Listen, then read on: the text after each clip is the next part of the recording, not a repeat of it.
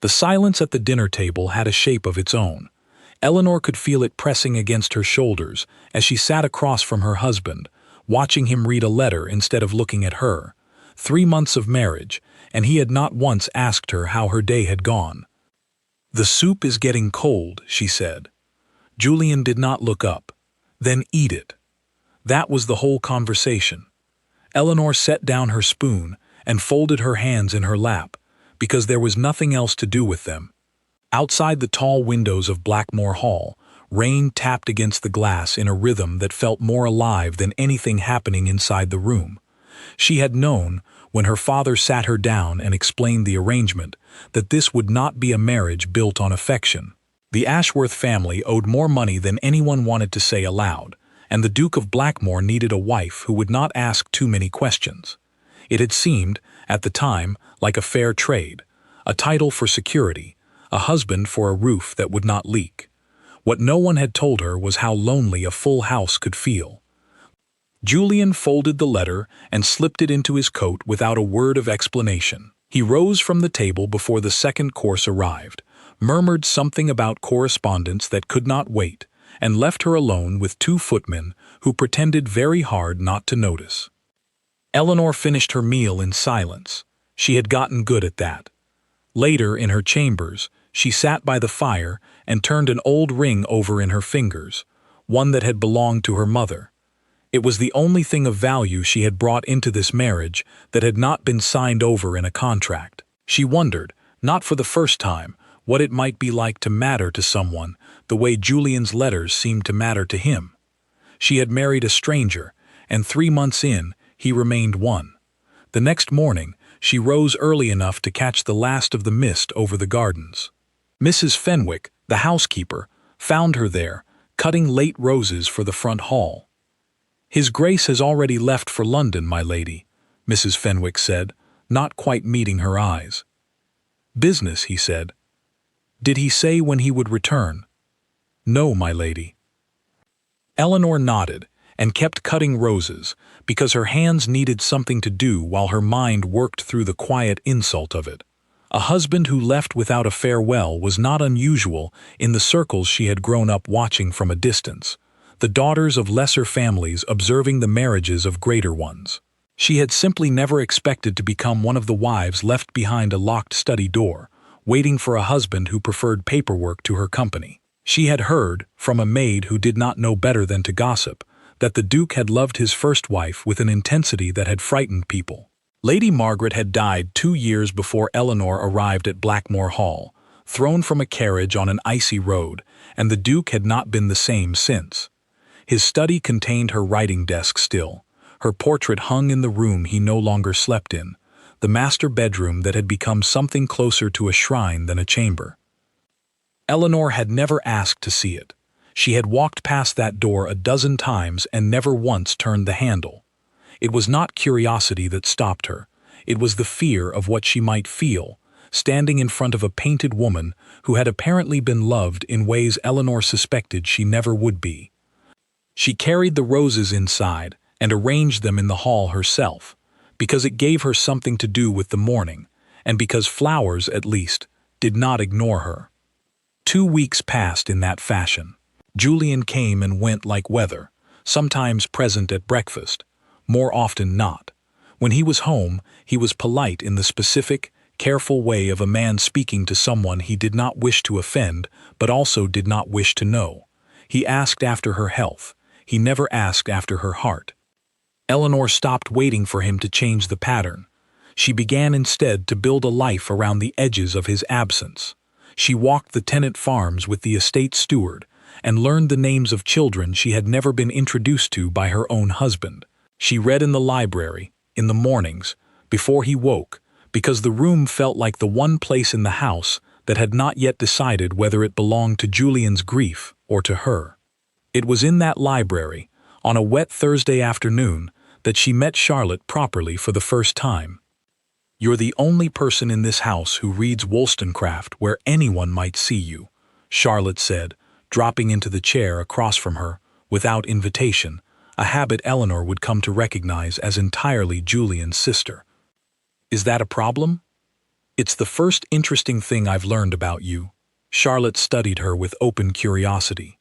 My brother married a woman who reads dangerous books, and he hasn't even noticed.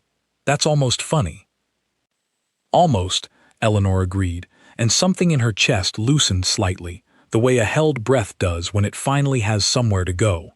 Charlotte was 17 and unmarried, and by her own cheerful admission, entirely uninterested in becoming otherwise anytime soon. She had her brother's dark hair and none of his silence, and within a week she had become the only person at Blackmore Hall who spoke to Eleanor as though she were a person rather than a fixture of the household. "He wasn't always like this," Charlotte said one afternoon when the conversation had wandered, as it often did, toward the topic neither of them named directly. "Before Margaret died, he used to laugh. I know that sounds like something people say to be kind, but it's true. He used to laugh so loudly, my father would tell him to mind himself in company." "What happened to that man?" Charlotte's smile faded at the edges. "I think he's still in there.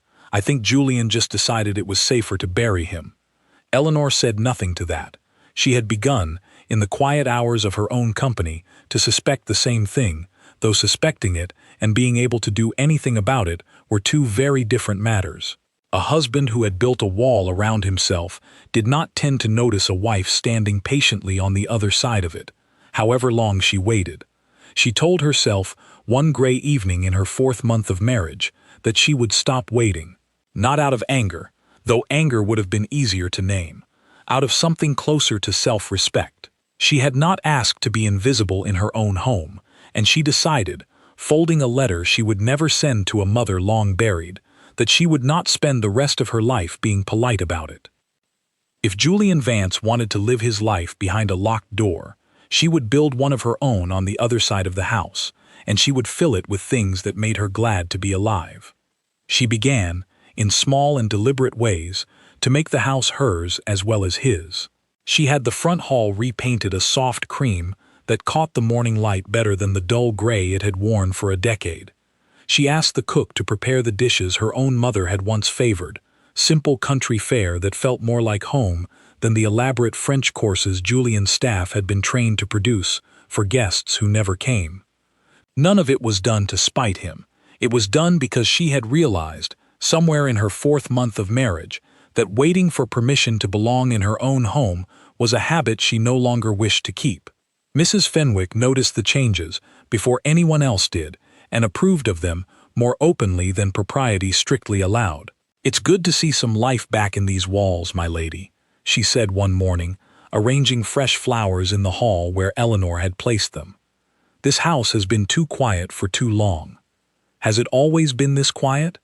"Not always." Mrs. Fenwick's expression grew careful, the particular caution of a servant treading close to a subject she knew better than to discuss freely. "There was a time, before my lady's time here, when this house was full of noise. Laughter mostly. His Grace's laughter, if you can credit it. It's been a long while since I've heard that sound." Eleanor said nothing to that, only nodded and continued arranging the roses, filing the housekeeper's words away with the other small fragments of her husband's past that kept surfacing, unbidden, in odd corners of ordinary conversation. She was beginning to understand that Julian Vance had not always been the careful, closed-off man she had married. Something had shaped him into that shell, long before she arrived to knock uselessly against it, and she found herself wondering, with a curiosity she had not expected to feel, what it might take to coax the other man back into the light. She did not yet know how soon he would notice the door had closed. The letter arrived on a Tuesday, and Eleanor knew, before she had even broken the seal, that it would change nothing between her and her husband. It was an invitation to the Kendrick Ball, the first grand event of the autumn season, and it was addressed to the Duke and Duchess of Blackmore, as though such a couple truly existed in the way the words suggested. She read it twice at the breakfast table, alone, because Julian had already gone to the stables before dawn, a habit she had learned to expect rather than resent, or so she told herself. "You're smiling," Charlotte said, sweeping into the room in a whirl of skirts and unbrushed enthusiasm. "That's new. What happened?" "Nothing happened. That's rather the point." Eleanor handed her the invitation. The Kendricks are hosting a ball. Charlotte's eyes lit with the particular delight of a 17-year-old who had been declared too young for every interesting event of the last 2 seasons. You must go. You simply must. And you must wear the green silk, the one Madame Fournier sent up last month, that you've never once put on. I don't know that your brother will wish to attend. Since when has that stopped you from doing anything? Charlotte asked, and there was no unkindness in it, only a bluntness that had become, over the past months, one of the few honest things in Eleanor's life. She was right, of course. Julian's absence from a ballroom would not prevent Eleanor from attending one. She had spent 4 months learning the particular loneliness of being married to a man who preferred silence to her company, and she had grown, in that time, a small and stubborn resolve not to let his choices dictate the whole of her existence. She sent her acceptance that same afternoon, in her own hand, without asking him. The weeks that followed carried their own quiet rhythm. Julian remained as distant as ever, though Eleanor noticed, in ways she could not quite explain even to herself, small shifts she might once have missed. He lingered a moment longer at the breakfast table before rising. He asked, once, whether she had slept well, and seemed almost startled by his own question. He did not explain his frequent trips to London, but he began, at least, to mention when he expected to return, a courtesy so small it should not have mattered and yet somehow did. She did not mistake these changes for affection.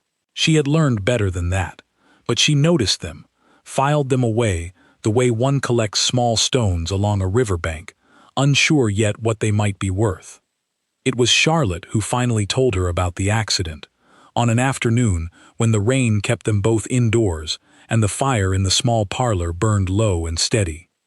He was driving, Charlotte said, staring into the flames rather than at Eleanor. That's the part nobody says out loud. Margaret wanted to go faster. She always wanted to go faster.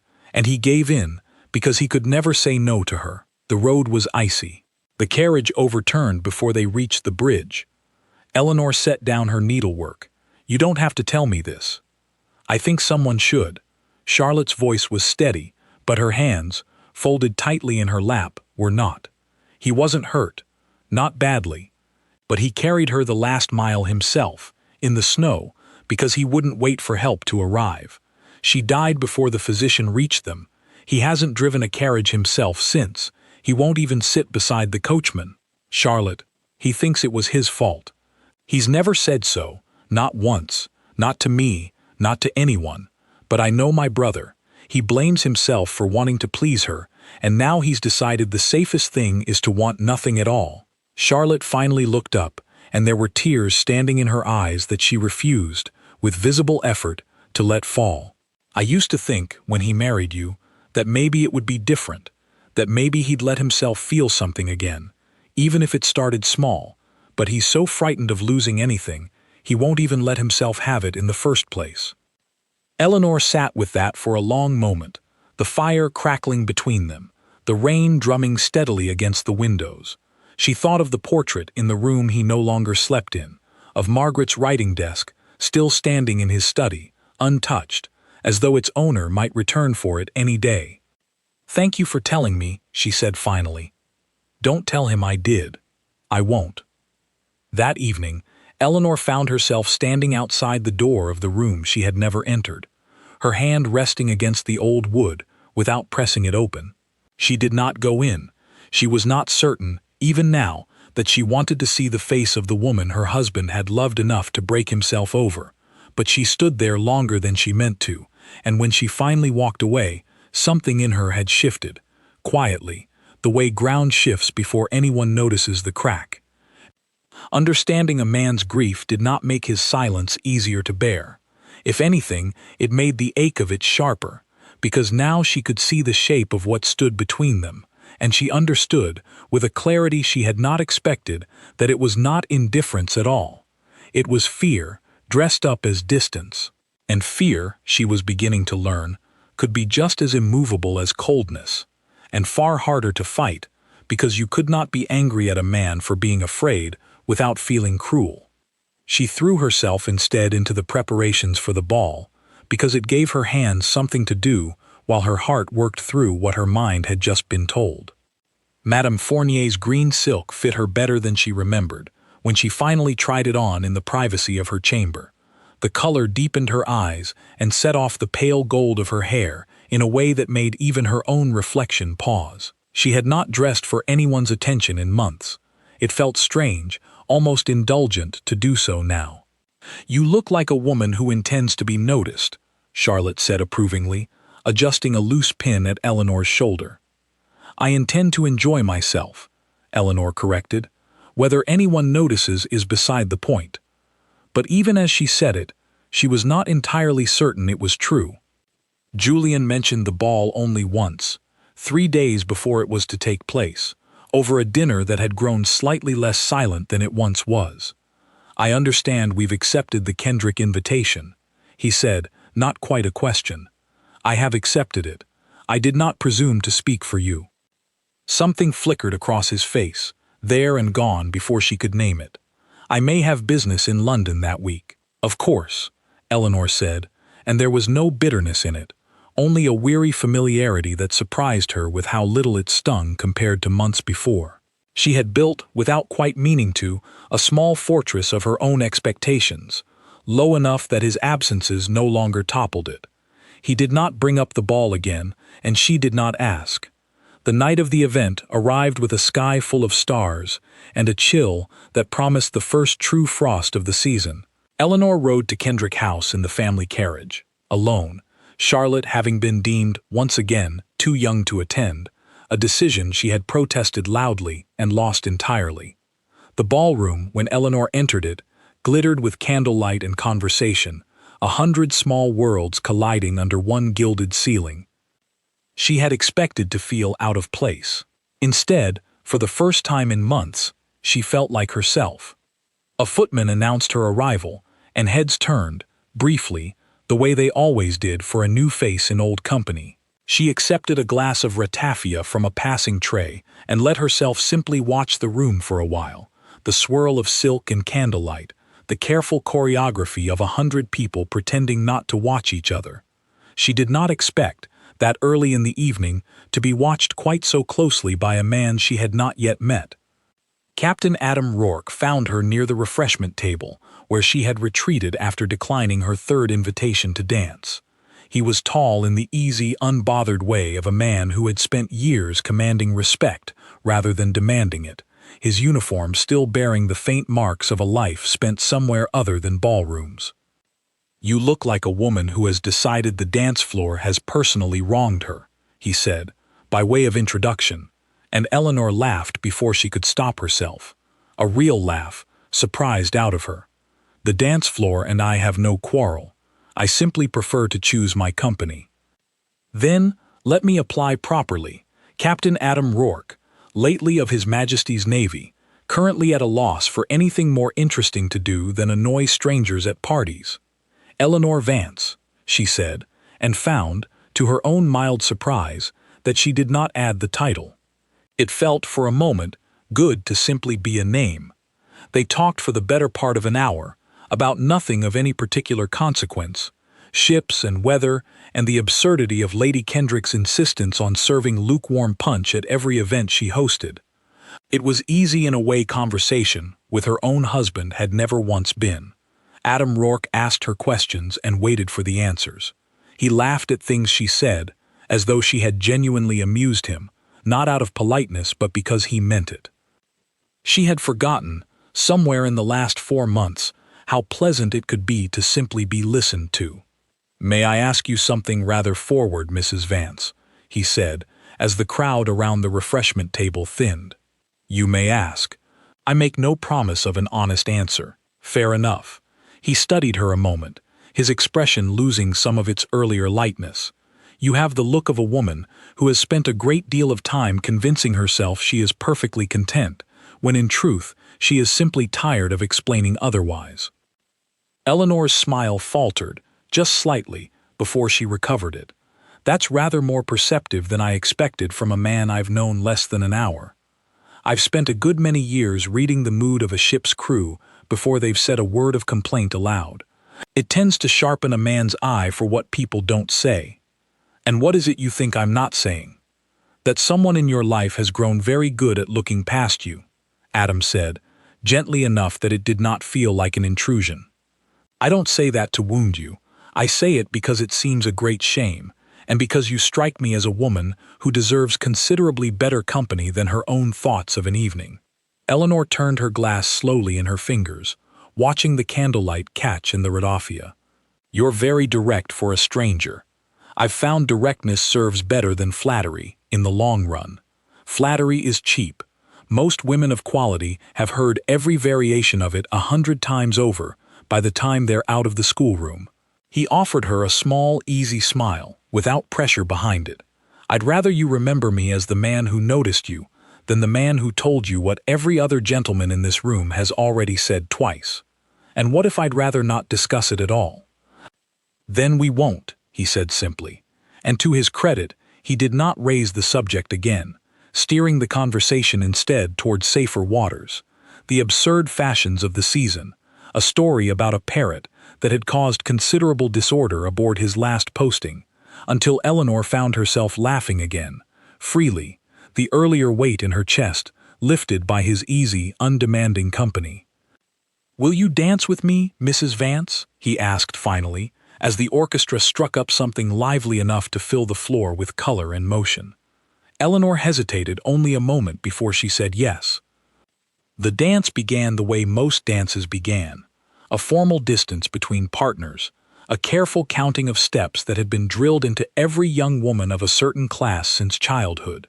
It did not stay formal for long. Adam Rourke danced the way he spoke, easily, without the stiffness that usually accompanied a man too aware of being watched. He guided her through the turns with a light hand and an easier laugh, and somewhere in the second pass down the line, Eleanor realized she had stopped counting her steps entirely. "You dance as though you've done this before," he said. "I've had 4 months of very little else to occupy my evenings." "That sounds like a story." "It's a very short one," Eleanor said, and something in the way she said it must have carried more weight than she intended, because his expression shifted, softened, the teasing edge replaced with something gentler. "I won't press," he said, "but I'll say this. Any man fortunate enough to have your company at his table and foolish enough to leave you sitting there alone deserves to lose the privilege entirely." Eleanor did not answer that. She did not need to. The music carried them through another turn, and for a moment, just a moment, she allowed herself to enjoy being looked at the way Adam Rourke was looking at her, as though she were the only interesting thing in the entire room. She did not see Julian arrive. He had told himself, on the ride from London, that he was not coming for any reason worth naming. Business had concluded a day early. It seemed a waste to remain in town with nothing left to occupy him. If he happened to arrive in time for the tail end of the Kendrick ball, that was simple convenience, nothing more. He had rehearsed that explanation the entire journey, and it had held together perfectly well until the moment he stepped through the doors of the ballroom and saw his wife. She was laughing. He had not heard that sound in longer than he cared to calculate. It had a shape to it he half remembered from the earliest days of their marriage, before the silence between them had calcified into something neither of them seemed able to break. She was laughing and dancing, and the man holding her hand through the turn was looking at her the way Julian himself had once looked at someone, a lifetime and a grief ago. He did not move from the doorway for a long moment. He told himself it was simply the crowd, the press of bodies making it difficult to cross the room. It was not the crowd. He knew that even as he told himself otherwise. Something in his chest had gone very tight, a sensation so unfamiliar after 2 years of careful numbness that he did not immediately recognize it for what it was. Jealousy required wanting something. He had spent 2 years training himself out of the habit of wanting anything at all. And yet here it was, sharp and unmistakable, twisting through him at the sight of his own wife enjoying a stranger's attention with an ease she had never once shown him. "Your Grace," said a voice at his elbow, Lord Kendrick himself, jovial with wine and hospitality. "We hadn't expected you tonight. Your wife has been quite the addition to the evening.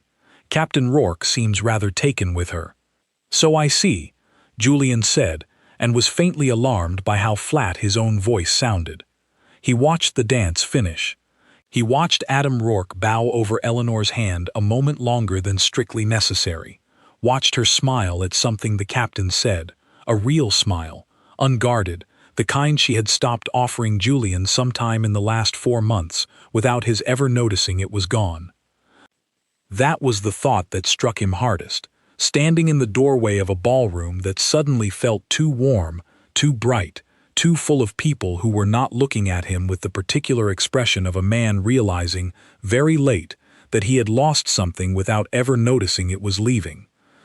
She had stopped smiling at him. He could not remember when. He could not remember with any honesty the last time he had given her reason to. Eleanor saw him a moment later, across the width of the ballroom, and something in her chest tightened in a way that had nothing to do with pleasure. She had not expected him. She had told herself, in the days leading up to tonight, that she did not expect him, and she had almost believed it. He was watching her with an expression she could not quite name. Not anger, though there was something taut in the line of his jaw that suggested restraint. Not indifference either, whatever indifference she had grown accustomed to over the last 4 months. Something else. Something that looked absurdly, almost like hurt. "Is that your husband?" Adam asked, following the direction of her gaze. "Yes. He looks as though someone has just informed him the world does not, in fact, revolve entirely around whatever occupies him in London." Eleanor did not laugh at that, though she might have, on another night. "I should go and greet him." "Of course." Adam released her hand with a small bow, though his eyes lingered a moment longer than politeness strictly required. "It was a genuine pleasure, Mrs. Vance. I hope our paths cross again before the season ends." "I hope so too," Eleanor said, and found, to her own surprise, that she meant it. She crossed the ballroom with her chin lifted, the way her mother had taught her to walk into any room, regardless of what waited on the other side of it. Julian did not move to meet her halfway. He stood exactly where he was, near the doorway, watching her approach with an expression that had settled, by the time she reached him, into something carefully neutral. "You came," she said. "Business concluded early." How fortunate the timing. If he heard the edge in her voice, he did not acknowledge it. "You seem to be enjoying yourself." "I was." Eleanor met his eyes directly, something she had not done in longer than she cared to admit. "Is that a problem, Your Grace?" "No," he said, too quickly, and then, more slowly, as though the words cost him something to produce. "No, of course not." They stood together in a silence that felt entirely different from the silences she had grown accustomed to at their dinner table. Those silences had been empty, hollow, two people occupying the same room without touching. This silence had weight to it, tension coiled tight enough to hum. "Would you care to dance?" Julian asked finally, and the question seemed to surprise him as much as it surprised her. Eleanor studied him for a long moment before she answered. "You haven't asked me to dance since our wedding." "I'm aware. Why now?" He did not answer immediately. When he finally spoke, his voice had dropped low enough that only she could hear it over the swell of the orchestra beginning a new set. "I don't entirely know, but I find I would rather you were dancing with me." It was not an apology. It was not, by any measure, enough to undo 4 months of careful, deliberate distance. But it was more than he had offered her in longer than she could remember, and something in Eleanor's chest loosened just slightly at the sound of it, even as another part of her, the part that had built careful walls of her own over the past months, remained wary. "One dance," she said. "I made no promises beyond that." "I wouldn't ask for more." They took their places on the floor as the music began, and it was nothing like the ease of dancing with Adam Rourke. Julian's steps were correct, precise, the movements of a man who had learned to dance the way he learned everything, by rigorous discipline rather than natural pleasure. But there was something in the way he held her hand, a fraction tighter than strict formality required, that told her he was paying attention to her in a way he had not managed in months. "You danced well with the captain," Julian said, halfway through the first turn. He's a pleasant partner. He seemed rather taken with you." Eleanor arched an eyebrow. "Are you jealous, Your Grace?" She meant it half as a challenge, expecting deflection, expecting the careful, distant courtesy that had become his native language over the course of their marriage. What she did not expect was the flicker of something raw that crossed his face before he could smooth it away, an honesty so unguarded it startled her more than any declaration could have. "Yes," he said, "I believe I am." The word landed between them with more force than either of them anticipated. Eleanor missed a step, recovered, and found herself staring at her own husband as though she were seeing him for the first time in months, which, in a way, she was. "That's the most honest thing you've said to me since our wedding day," she said quietly. "I know. Why now? Why here, in the middle of a ballroom, in front of half the county?" Julian's jaw tightened, and for a moment she thought he would retreat again, fold back into the careful, distant courtesy that had become his shield. Instead, he held her gaze, and his voice, when it came, was rough at the edges, in a way she had never heard from him. "Because I watched you laugh with another man tonight, and it undid something in me I had spent 2 years trying very hard to keep buried. I did not expect to feel anything at all watching my own wife dance. I have spent 2 years making very certain I did not feel anything, about anything, because feeling things has cost me more than I know how to survive twice. And then I saw you across that ballroom, laughing the way you used to laugh before I gave you every reason to stop, and I felt it anyway, all of it, at once." The music continued around them, other couples turning through their own small dramas, oblivious to the one unfolding in the middle of the floor. Eleanor's throat had gone tight, and she was grateful, in that moment, for the formal distance the dance required, because it gave her hands something proper to do, while the rest of her worked through what she had just been told. "You've ignored me for 4 months, she said, when she trusted her voice again. "I know.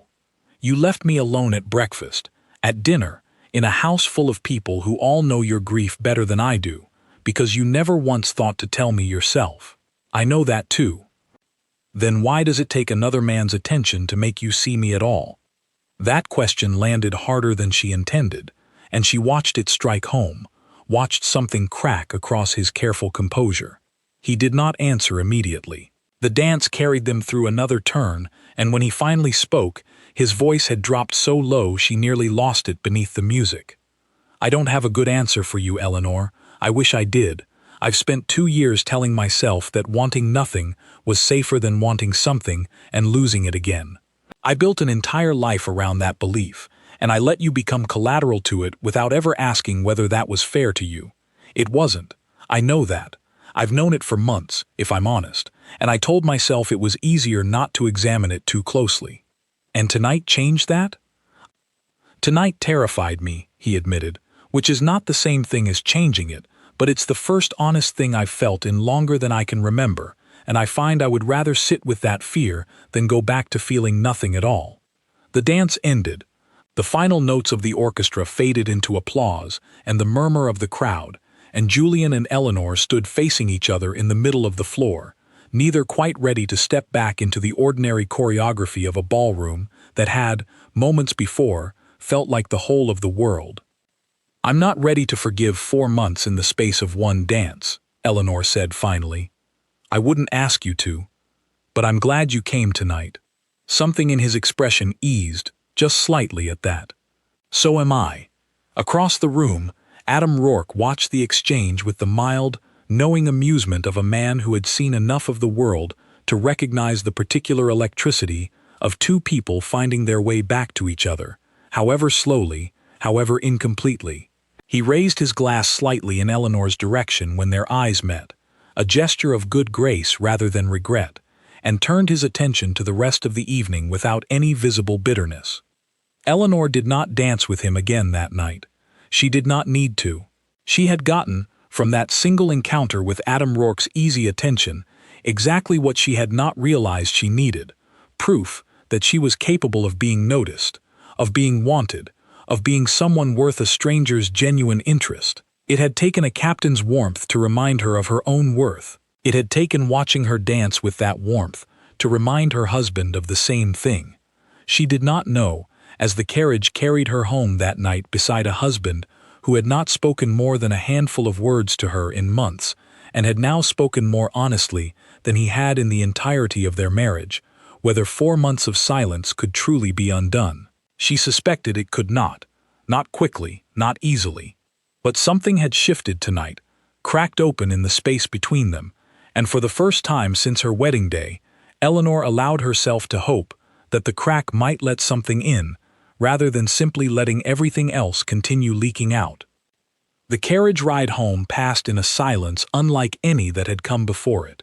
It was not the hollow, empty quiet Eleanor had grown accustomed to over 4 months of marriage.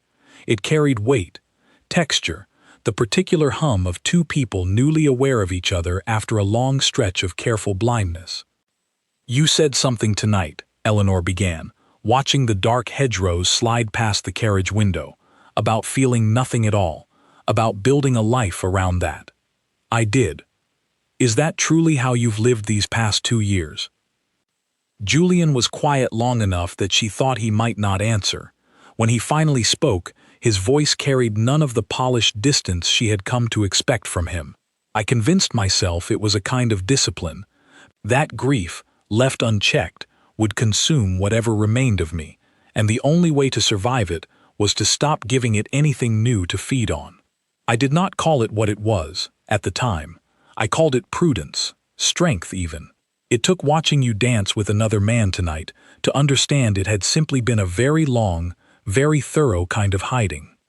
That must be a difficult thing to admit. It is. I find I would rather admit it to you than continue pretending otherwise, though I confess I have very little practice at this particular kind of honesty." Eleanor turned from the window to study him in the dim carriage light. "Practice, then," she said, not unkindly. "I imagine we'll both need a great deal of it, if we mean to make anything real out of what's left of this marriage." "I would like that," Julian said, quietly, and there was nothing performed in the words, nothing of the careful courtesy he had offered her across 100 silent breakfasts. "More than I think I've allowed myself to want anything in longer than I can properly remember." Eleanor did not answer immediately.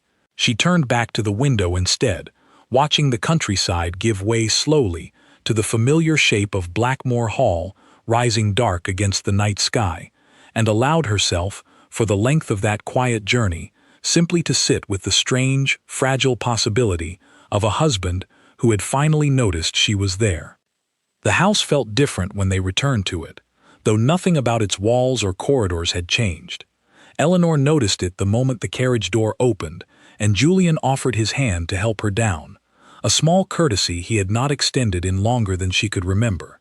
She took it without comment, though she felt the warmth of his grip linger a moment longer than the step required.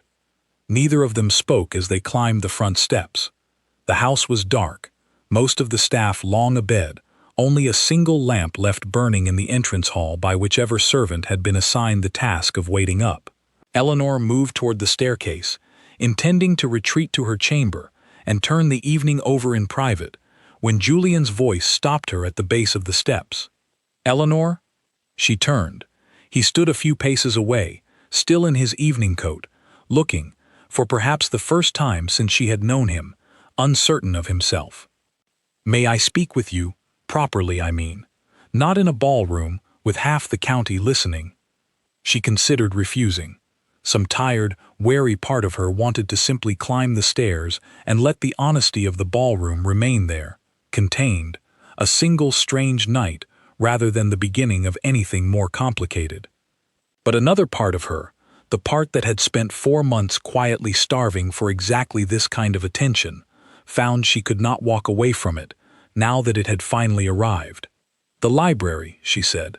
"It's warmer than the drawing room, and I find I don't want an audience of cold ash and dust sheets for this conversation." He followed her down the corridor, and she was aware, in a way she had not been in months, of the sound of his footsteps behind her own, matched to her pace, rather than hurrying ahead the way he so often did when duty called him elsewhere. The library fire had burned low but not out, and Eleanor coaxed it back to life with the poker while Julian lit a second lamp.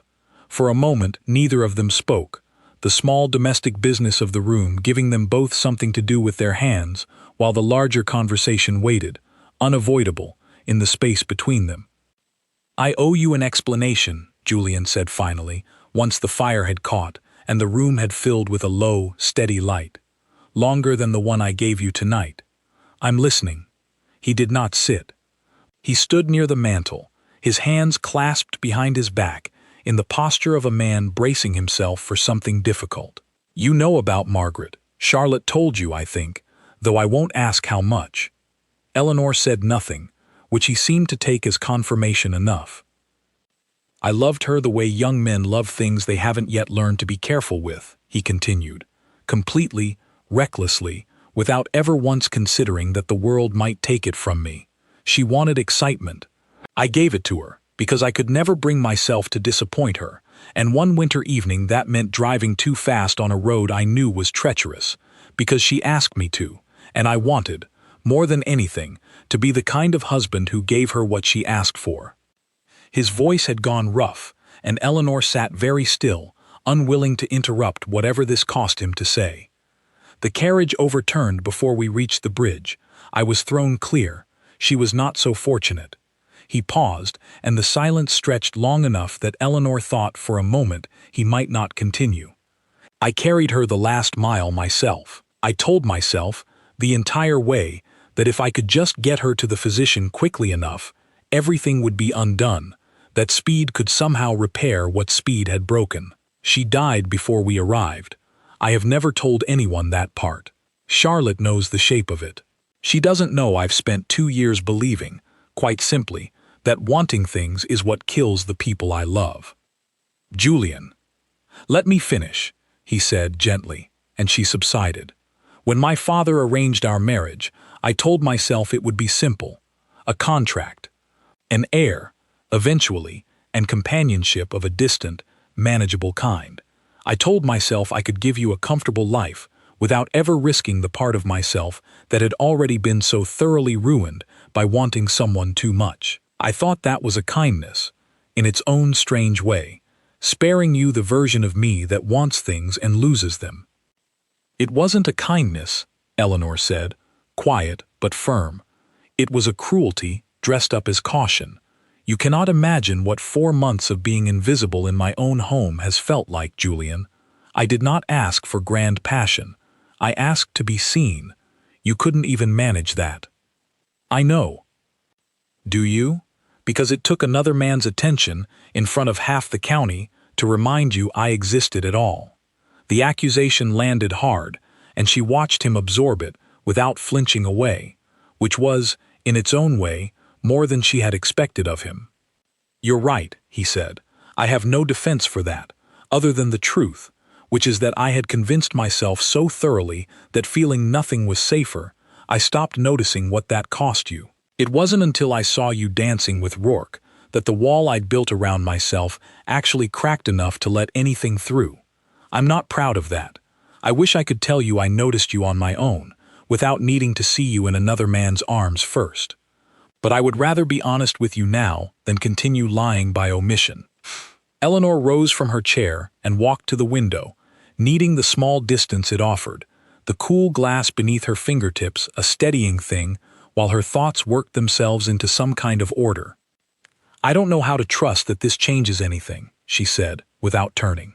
"You've spent 2 years building a wall. One ballroom and one honest conversation doesn't dismantle that. I won't pretend it does, not even to make this easier for either of us. I'm not asking you to pretend anything." "Then what are you asking?" He crossed the room to stand beside her at the window, close enough that she could feel the warmth of him without quite touching. "I'm asking for the chance to try, not to fix 4 months in a single night. I know that isn't possible. But to begin properly the way I should have begun the day we married, if I hadn't been so determined to protect myself from ever feeling anything again." Eleanor turned to look at him, searching his face for the careful distance she had grown so used to reading there. She did not find it, not entirely. What she found instead was something rawer, less composed, a man who had spent 2 years perfecting the art of appearing untouched and had finally, tonight, let the performance slip. "You'll have to earn that chance," she said. "I won't simply hand it to you because you've had one moment of honesty after 4 months of silence. I wouldn't expect you to." "And the portrait," she added, before she could think better of raising it. "Margaret's portrait, in the room you don't sleep in. I understand grief, Julian. I understand it deeply enough not to demand you erase her from a house she once lived in. But I cannot build anything real with you while I'm competing with a painted woman for a room in your own home." Something flickered across his face, grief and guilt, and something that might have been relief at finally hearing the thing said aloud. "You're right," he said. "I should have dealt with that a long time ago. I kept telling myself it was respect for her memory. I think, in truth, it was simply easier than confronting what it meant to move forward.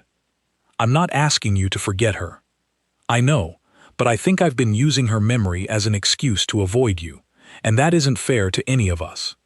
Not to you, not to Margaret, and certainly not to whatever this marriage might still become." They stood together at the window for a long moment, the fire crackling low behind them, the house settling into the particular quiet of very late night. Neither of them reached for the other, not yet, the space between them still thick with 4 months of accumulated distance that a single conversation could not fully clear. But something had shifted, tangibly, in the room, a door that had been locked for 2 years standing open now, even if only a crack. "I should go up," Eleanor said finally. "It's been a long night, and I find I need some time simply to think, without anyone's eyes on me while I do it." "Of course." Julian hesitated, then added quietly, "Thank you for staying to hear me out. I know you had every reason to walk away instead." "I nearly did." She allowed herself a small, tired smile. "Good night, Julian." "Good night, Eleanor." She climbed the stairs alone, and if she paused, at the top of the landing, outside the door of the room he no longer slept in, it was only for a moment, and she did not go inside. But she stood there long enough to notice that the door, usually kept firmly shut, had been left very slightly ajar, as though someone had recently stood on the other side of it, working up the courage to finally let something go. She did not know, climbing into her own cold bed a few minutes later, whether tonight marked the true beginning of anything lasting between them, or simply a single crack of honesty in a wall that had taken 2 years to build and might take just as long to dismantle properly. But she slept that night with something closer to hope than she had allowed herself in months, and when she woke the next morning, it was to the unfamiliar welcome sound of her husband's voice already carrying up from the breakfast room below, asking Mrs. Fenwick, quite plainly, whether his wife preferred her tea before or after her toast. It was such a small thing, it should not have meant anything at all. It meant everything. She dressed slowly that morning, in no particular hurry to end whatever fragile, hopeful thing had begun the night before, by rushing down to meet it. When she finally descended, Julian was still at the table, a plate largely untouched in front of him, as though he had been waiting rather than eating. "I wasn't certain you'd come down," he admitted, rising as she entered, another small courtesy that had not existed between them a month before. "I wasn't certain either." She took her seat, and Mrs. Fenwick appeared almost instantly with a fresh pot of tea, poured before Eleanor's toast, exactly as Julian had apparently specified. "You asked after my tea." "I did." "You've never asked before." "I'm aware." He set down his own cup, folding his hands together in a manner that suggested he had rehearsed what he meant to say next. "I thought, this morning, that I might begin properly. Not grand gestures. I don't think either of us has much use for those just yet. Simply the ordinary things a husband ought to know about his wife, and doesn't, because he never troubled himself to ask. That sounds like a fair beginning." "Then tell me something," Julian said. "Anything. Something I should have known months ago and don't." Eleanor considered him for a long moment, weighing how much of herself she was willing to offer a man who had only just begun, the night before, to earn the privilege of asking. "I dislike quince preserve," she said finally, "though your cook serves it every morning because she assumes, correctly, that most ladies of quality favor it. I've eaten it in silence for 4 months rather than say so." Something in Julian's expression eased, and for the first time in longer than she could recall, she saw the ghost of real amusement cross his features. "That is possibly the smallest confession I have ever heard a person make with such gravity." "You asked." "I did." He caught the eye of a passing footman. "See that Her Grace is never again served quince preserve in this house." The footman, visibly startled by the sudden and specific instruction, bowed and withdrew. Eleanor found herself laughing, a small, surprised sound, and Julian watched her laugh with an expression she had not seen from him before, something warmer than politeness, something that looked, unmistakably, like the beginning of genuine attention. "There will be larger things," he said, once the moment passed. "Harder conversations than preserves. I know that, but I thought it best to begin somewhere small enough that neither of us could mistake it for anything grander than it is. A husband, finally paying attention." "It's a start," Eleanor agreed. "I won't pretend it undoes 4 months. But it's a start." "Then let it be one," Julian said, and reached across the table, not quite touching her hand, simply resting his fingers near enough that she might close the distance herself, if she chose to. After a moment, she did. 3 weeks after the Kendrick ball, Eleanor found her husband standing outside the door of the room he had not entered in 2 years, a footman beside him holding a ladder, and an expression on his face that suggested he had been standing there for some time before she arrived. "I've decided it's time," Julian said, before she could ask. She did not need to ask what he meant. The door stood open behind him, morning light spilling across a room that had, for 2 years, remained frozen in exactly the state it had been left, a woman's writing desk untouched, a shawl still draped over the back of a chair, as though its owner might return for it at any moment. "You don't have to do this today," Eleanor said gently. "I do, actually. I've been telling myself the same thing for weeks, that there would be a better day, a more suitable moment, and I've come to understand that there won't be. There's only the choosing to do it, or the choosing to keep waiting." He stepped into the room, and Eleanor followed, staying near the doorway, giving him the space to move through it at his own pace. The portrait hung above the cold hearth, a young woman with dark hair and a bright, careless smile, painted in the confident brushstrokes of an artist who had clearly been charmed by his subject. Eleanor studied it for a long moment, expecting some sharp twist of jealousy, and found instead only a quiet, aching sympathy for a woman who had died far too young, and for the husband who had spent 2 years unable to look at her painted face without drowning in it. "She was lovely," Eleanor said. "She was."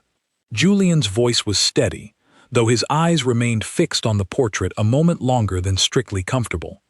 "I loved her the way you love things when you're young enough to believe nothing bad can touch you.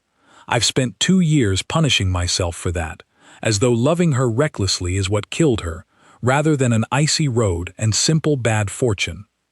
"Grief doesn't reason very well," Eleanor said. "I don't think it's meant to." He nodded slowly, then turned to the footman. "Take it down, carefully. It goes to the East Gallery, with the other family portraits, where it belongs." The footman moved to comply, and Eleanor watched her husband's face as the painting came down from its place above the hearth, watched the particular mixture of relief and sorrow that crossed his features, as 2 years of frozen grief finally found somewhere proper to rest, honored rather than enshrined, remembered rather than worshipped. "Thank you," Julian said quietly, once the room stood bare above the hearth, the pale square of unfaded wallpaper the only mark left behind. "You don't need to thank me for this." "I do. You didn't ask me to erase her. You asked me to stop hiding behind her, and there's a difference, and I don't think I would have found it on my own, not without you asking the question in the first place."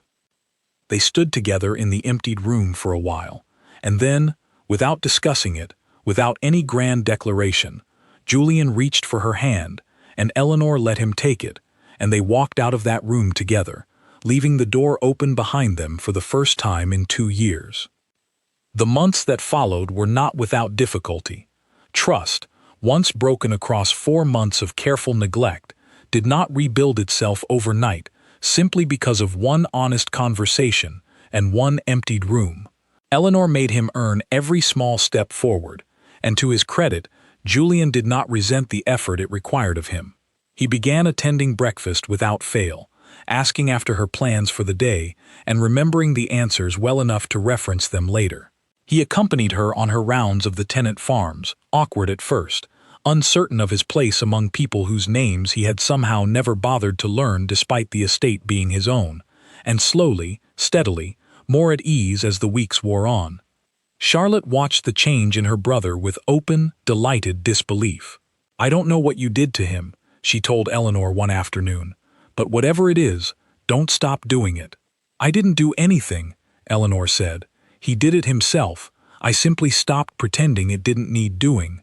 "That's practically the same thing, coming from you." Adam Rourke wrote once, a brief and perfectly proper letter inquiring after her health and wishing her well, and Eleanor answered it with equal brevity and equal propriety, grateful, in a quiet way, for a stranger's kindness that had done more good than he likely ever knew, reminding her, at a moment she badly needed reminding, that she was worth being noticed. Julian never mentioned the letter, though she suspected, from the careful, deliberate way he avoided the topic, that he knew of its existence and had decided, for once, not to let jealousy dictate his behavior. It was, in its own small way, a sign of how far he had come from the man who had stood frozen in a ballroom doorway 3 months before, undone by the sight of his own wife's happiness in another man's company. Winter arrived properly in December, and with it, the Kendricks' annual winter ball, an event Eleanor had attended alone the year before, and had no intention of attending alone again. "You'll come with me this year," she said to Julian, over breakfast, in a tone that made clear it was not truly a question. "I wouldn't dream of missing it." The green silk, worn once before to a very different evening, fit her just as well the second time, though the woman wearing it felt considerably changed from the one who had first put it on. She had gone from that ballroom 4 months ago, uncertain of her own worth, needing a stranger's attention to remind her she could be seen at all. She walked into this one with her husband's hand resting steady at the small of her back, no longer needing anyone's attention to know precisely what she was worth, though she found she rather enjoyed having his all the same. The orchestra struck up the first dance of the evening, and Julian, without hesitation, without the careful formality that had once defined every interaction between them, turned to her and extended his hand. "Would you do me the honor, Duchess?" Eleanor smiled, the same real, unguarded smile she had once given a stranger in this very room, now offered freely to the man who had finally learned to notice it. "I thought you'd never properly ask," she said, and placed her hand in his. They moved onto the floor together, and if anyone in the room remembered the coldness that had once stood between the Duke and Duchess of Blackmore, they said nothing of it now, watching instead a husband who could not seem to take his eyes from his wife, and a wife who no longer needed to search a stranger's arms to feel seen, because the man holding her now had finally learned to look. Across the room, near the refreshment table where Eleanor had once stood watching 100 small worlds collide beneath gilded candlelight, Adam Rourke lifted his glass in quiet, genuine goodwill and turned his attention, without regret, to the rest of a fine winter evening. Some marriages begin with love and must learn everything else along the way. Others begin as contracts, cold and practical, and must discover love only after everything else has already been decided. Julian and Eleanor's had begun in the second fashion, 4 months of silence standing between two people who had married as strangers and very nearly remained so. It had taken a single dance in another man's arms to crack the wall Julian had spent 2 years building around his own heart. It had taken far longer and far more patient work from them both to build something real in its place. Later that evening, when the ball had thinned and the last carriages were being called for, Charlotte found Eleanor near the terrace doors, watching Julian across the room as he spoke with Lord Kendrick, easy and unhurried in a way she still was not entirely used to seeing. "He looks like himself again," Charlotte said, coming to stand beside her. "The self I remember, before Margaret. I wasn't certain that man still existed. He does. He simply needed a reason to let him out. And you're not sorry? For any of it? The 4 months, I mean. Eleanor considered the question honestly before she answered it. I'm not sorry for the man he's become since. I won't pretend the 4 months before that didn't hurt, because they did, more than I let myself admit at the time. But I think, if I hadn't lived through them, I wouldn't have known how to recognize what I have now for the rare thing it actually is. Charlotte squeezed her hand, warm and quick, before slipping back into the crowd to find her own evening's amusement. Eleanor remained by the terrace doors a moment longer, watching her husband laugh at something Lord Kendrick had said, watching the easy warmth in his posture that had been entirely absent from the man she married. He caught her eye across the room and did not look away, the way he once might have, back toward whatever quiet obligation waited elsewhere. He simply held her gaze and smiled and excused himself from the conversation to cross the room toward her. "You're hiding," he said, reaching her side. "I'm watching." "May I ask what you're watching?" "You," she admitted, "being happy." "It's still a novelty, I confess." Julian's expression softened, something private passing behind his eyes. "I intend for it to become considerably less novel, if you'll permit me the practice." "I think," Eleanor said, taking his offered arm, "I would like that very much."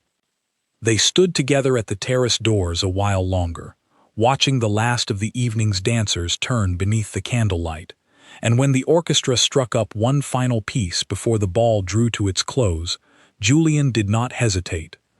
"One more dance, Duchess." "Always," Eleanor said, and meant it in every sense the word could carry. Some marriages begin with love, and must learn everything else along the way.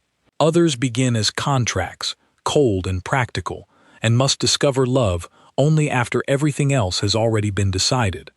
Julian and Eleanor's had begun in the second fashion, 4 months of silence, standing between two people who had married as strangers, and very nearly remained so. But standing in the middle of that ballroom, turning slowly beneath the same chandeliers that had once witnessed her loneliest evening, Eleanor understood, with a certainty she had not felt since her wedding day, that whatever they had built together since was worth every difficult step it had taken to get here. The Duke of Blackmore had ignored his wife for 4 long months. He spent the rest of his life making certain he never did again.